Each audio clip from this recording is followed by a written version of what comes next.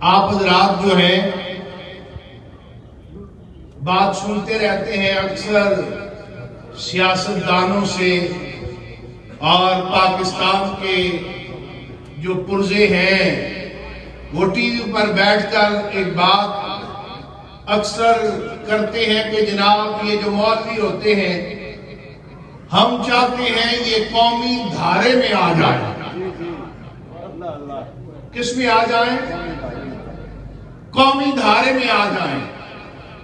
ہم چاہتے ہیں کہ مدارس سے انجینئر بھی بنے، ڈاکٹر بھی نکلیں، وکیل بنے، جرنیل بنے، سیاستدان بنے۔ یہی ان کا رات الاپنا تھا، صبح و شام مولوی قومی دھارے میں آئیں۔ تو ابھی اس دھارے میں ہم نے پورا پاؤں بھی نہیں، صرف پنجہ رکھا۔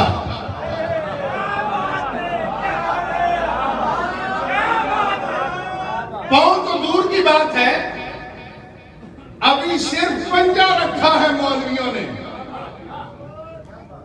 اور چیخیں آسمان تک جا رہی ہیں۔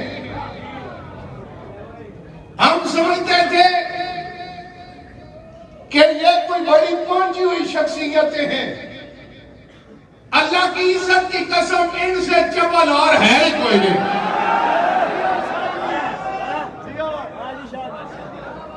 نہ انہیں گفتگو کرنے کا پتہ ہے، نہ یہ گفتگو کر سکتے۔ یہ اللہ کا خاص کرم ہے علماء پر، دین کے خادموں پر۔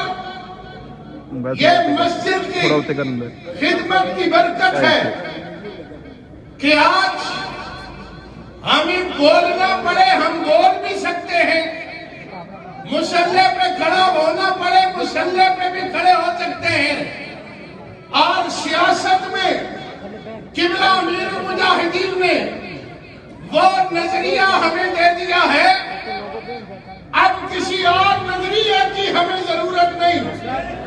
گلی، نالی، بجلی، سوئی، گیس، اس کے بغیر بھی ہمارے آباء و اجداد زندگیوں گزار گئے ہیں، اب بھی گزار لیں گے، لیکن یہ بات اب ہر منٹ شمس ہو گئی ہے کہ پاکستان کی سرزمین ختم نبوت کے ڈاکوؤں کے لیے بھی اب تنگ ہو گئی ہے، ناموس رسالت کے غداروں پر بھی یہ زمین اب تنگ ہو گئی۔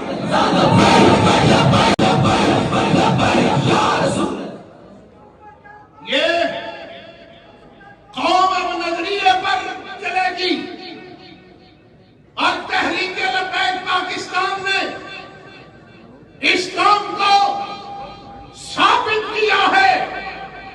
ہم ایک نظریاتی جماعت ہیں، اور یہ باتیں ہم ویسے نہیں کہتے، اور میں تو اللہ تعالیٰ کا کروڑہا شکر ادا کرتا ہوں کہ اس کے فضل کے بغیر یہ ممکن نہیں۔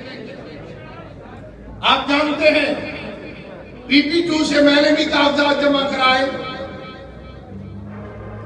اپنے دوستوں سے، احباب سے مشاورت کی، ایک بڑا ماحول ہمارے ذہن میں تھا، لیکن پھر ایسا معاملہ ہوا کہ اعجاز خان صاحب آ گئے۔ ہم نے یہ نہیں کہا کہ پرانو میں ہوں، قبلہ امیر المجاہدین کے ساتھ تو جیل میں نے کاٹی ہے۔ آج وقت ہے جب مرکزی امیر لڑ رہا ہو الیکشن، تو وہ الیکشن کارکن کے لیے لڑنا بڑا آسان ہوتا ہے نیچے سیٹ پر، لیکن میں سمجھتا ہوں جہاں پر یہ اللہ کا فضل ہے، حضور کی کرم نوازی ہے، میرے ماں باپ کی تربیت کا اثر ہے، وہاں اللہ کروڑوں رحمتیں نازل فرمائے اس مرد کلندر کے مدار پر جس نے ہمیں ذاتوں کو چھوڑ کر محمد عربی کے نام کے لیے قربانی دینے کے لیے۔ الحمدللہ جہاں ہمارے والدین نے یہ ہمیں قناعت سکھائی، خودداری سکھائی،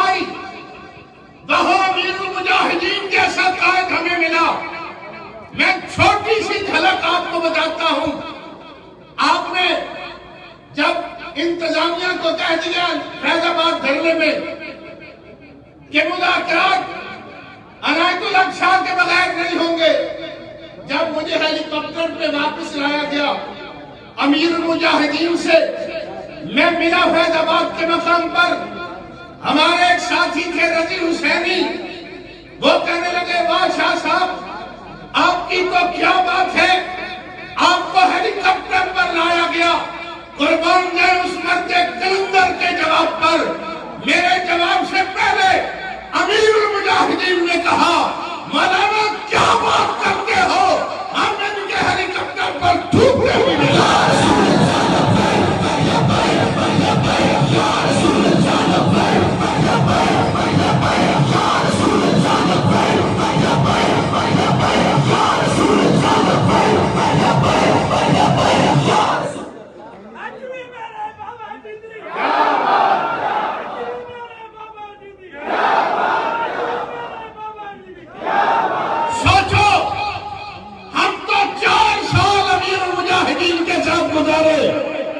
جس نے آنکھی امیر المجاہدین کے گھر میں کھولی ہے، اس کی تربیت کا عالم کیا ہوگا۔ یعنی اٹک پر یہ قرض ہے امیر المجاہدین کا کہ انہوں نے اٹک کو شناخت دی ہے۔ اٹک کو پوری دنیا میں اگر پہچان دی ہے، کسی سردار کے نام پر نہیں، کسی وڈیرے کے نام پر نہیں، کسی جاگیردار کے نام پر نہیں، پہچان ملی ہے تو امیر المجاہدین کے نام پر ملی ہے۔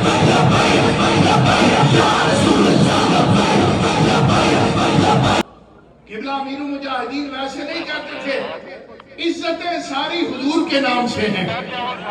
میرے دوست جانتے ہیں، میں کچھ مائی عمرے پر گیا، میں نے اپنے ساتھیوں کو کہا جاتے ہوئے بالکل کوئی پوسٹ نہیں چلانی، کوئی تصویر نہیں چلانی۔ ہم سعودیہ میں جاتے ہیں، ہمیں کون پوچھتا تھا، پر بات یہ ہے جب تک مٹے نہ تھے کوئی پوچھتا نہ تھا۔ وہاں چلے جائیں لوگ ترستے رہتے ہیں، اور صبح و شام سعودیہ میں بھی اہل محبت تحریک سے پیار کرنے والے ملنے کے لیے 800 میل 2,000 میل دور سے آنے والے کیوں ملتے ہیں؟ اس لیے نہیں، ہم پہلے بھی یہاں تھے، وہ جانتے ہیں یہ خادم حسین رضوی کے مشن کے نوکر ہے، حق میں نبوت کے نوکر ہے۔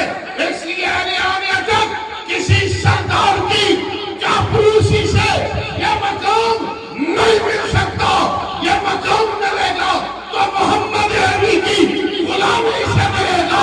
اور اس بات پر تمہیں ناز ہونا چاہیے، ہمارا یہاں بھی سر جو ہے باہر سے بلند ہے، اور انشاءاللہ روز محشر بھی امیر مجاہدین کے ساتھ ہوگا۔ انشاءاللہ 8 تاریخ ان وڈیروں کی سیاست کا خاتمہ ہونے جا رہا ہے۔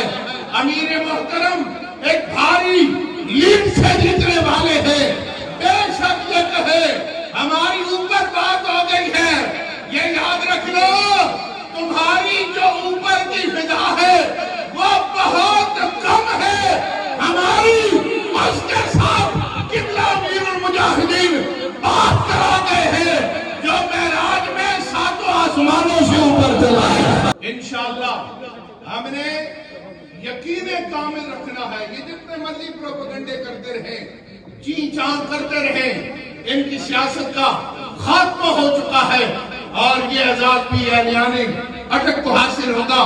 ہر دم دعا کیا کریں اللہ تعالی ہمارے امیر محترم کو صحت و عافیت والی لمبی زندگی عطا فرمائے۔ انشاءاللہ جو مشن بابا جی نے دیا ہے، ہماری دعا ہے ہماری نسلیں بھی اسی مشن پر کاربند رہیں گی۔